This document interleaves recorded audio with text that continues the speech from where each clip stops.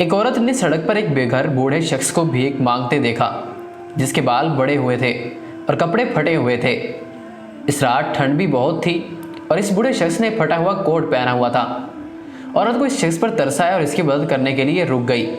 عورت کی خیریت پوچھنے پر بزرگ نے سوچا کہ شاید وہ اس کا مذاق اڑانے کا ارادہ رکھتی ہے اور اسے دور جانے کا کہا۔ عورت نے پوچھا کیا آپ کو بھوک لگی ہے؟ بزرگ نے ہاں میں جواب دیا۔ جیسے ہی دونوں قریب ہی موجود ہوٹل میں داخل ہونے لگے، وہاں کے مینیجر نے انہیں داخل ہونے سے روک دیا اور کہا یہاں بے گھر افراد کا داخلہ منع ہے۔ بوڑھا شخص جو اس رویے کا عادی تھا مایوس ہو کر واپس جانے لگا۔ اتنے میں اس عورت نے مینیجر سے سوال کیا کہ آپ اس بینک سٹاف سے واقف ہے جو اس سڑک کے کنارے پر موجود ہے؟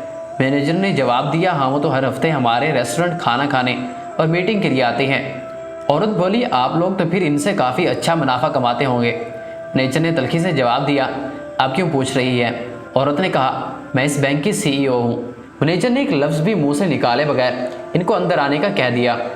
سی ای او کے رویے کو دیکھ کر بوڑھے شخص نے حیرانی سے پوچھا آپ نے میرے لیے سب کچھ کیوں کیا؟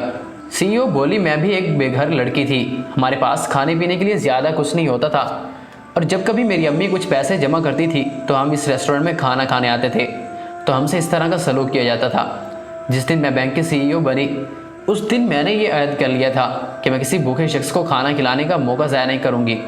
ہم سب برابر کی محبت کے حقدار ہیں، بلکہ صحیح کہا کہ ہمیں سب سے برابر کا سلوک کرنا چاہیے، غریبوں کی مدد کرنی چاہیے اور ان کی ضروریات کا خیال رکھنا چاہیے۔ اگر آج ہم کسی کی مدد کریں گے کل کو وہی لوگ ہمارے کام آ سکتے ہیں۔ جو خوشی غریب کو کھانا کھلانے میں آتی ہے وہ کسی اور کام میں نہیں آتی۔ ہمیشہ بھوکے اور لاچار لوگوں کا خیال رکھیں۔